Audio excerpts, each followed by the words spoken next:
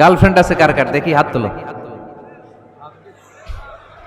মাশাআল্লাহ, সাহস আছে ওদের, বুকের পাটা আছে। হাত নামা বেটা। এই গার্লফ্রেন্ড বয়ফ্রেন্ডের সাথে আমাদের কোনো সম্পর্ক, আমরা বিয়ে করব। কি করব? বিয়ে করব। চেয়ারম্যান সাহেব বিয়ে করাই দিন এগুলোরে, আপনার দায়িত্বে দিয়ে গেলাম। এই গার্লফ্রেন্ড বয়ফ্রেন্ড এগুলো ইসলামের কালচার নয়। বিয়ের চেয়ে ভালো কাজ পৃথিবীতে হতে পারে। বিয়ে করতে গেলে বাপে বলে আগে নিজের পায়ে দাঁড়া। তো এতদিন ও কার পায়ে দাঁড়াইছে? ছেলে মেয়েদেরকে সাহস দেন, ছেলেও পড়বে। ওই যে একজন চিল্লান দিয়ে উঠছে, ওর কমন পড়ছে, কমন পড়ছে। মাশাআল্লাহ। গার্ডিয়ানরা যারা আছেন ওদের দুঃখ কষ্ট একটু বুঝছেন আপনারা, মিলাই দিয়েন ওদেরকে, বিয়ের পিড়িতে বসায় দিয়েন। বিয়েতে কল্যাণ, বিয়েতে বরকত। বিয়ের মতো ভালো কাজ হতে পারে না। সব নবীরা বিয়ে করেছেন। আর নিকাহ মিন সুন্নতি, বিয়ে আমার সুন্নাত। ফামান রাগিবা আন সুন্নতি ফালাইসা মিন্নি, যে আমার সুন্নতকে ভালোবাসে না সে আমার উম্মত হতে পারে না। বিয়েটাকে সহজ করে দেন। যেই সমাজে বিয়ে সহজ ওই সমাজে জিনা কঠিন, তাই না? যেই সমাজে জিনা সহজ ওই সমাজে বিয়ে কঠিন। আমাদের সমাজে জিনা করা সহজ, বিয়ে করতে লাগে 10 লাখ, জিনা করতে লাগে 1000।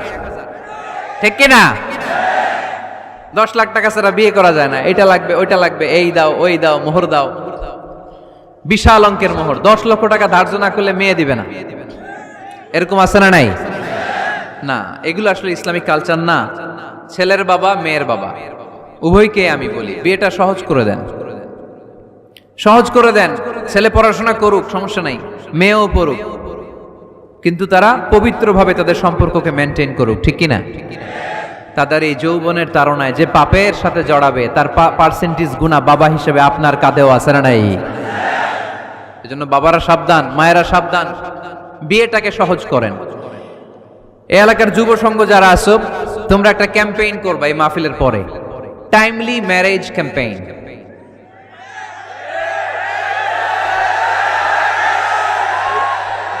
Timely marriage campaign.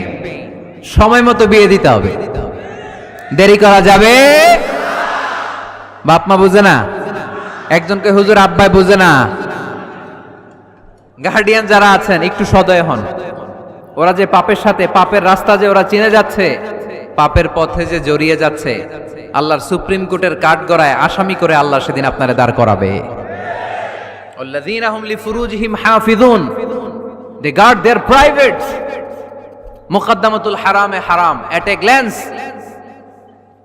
একটা নারীর দিকে চোখ পড়ে যাওয়া এটা হারাম না, কিন্তু এই চোখ পড়ার কারণে এটা জেনার দিকে নিয়ে যাবে, এজন্য এটাকেও হারাম করেছে কে? মুকদ্দামাতুল হারামে হারাম। এই নজরটা বড় খারাপ। আর নাযার সাহামুন মাসমুমুন মিন সিহামি ইবলিস। এই নজর হচ্ছে শয়তানের বিষ মাখানো তীরের মধ্য থেকে একটা ভয়ঙ্কর তীর। এই তীর দিয়ে শয়তান যুবক আর যুবতীদেরকে কাবু করে ফেলে। আমরা শয়তানের হাতে ধরা দিতে চাই না, আমরা বিয়ের মতো পবিত্র বন্ধনে আবদ্ধ হতে চাই। ঠিক কি না?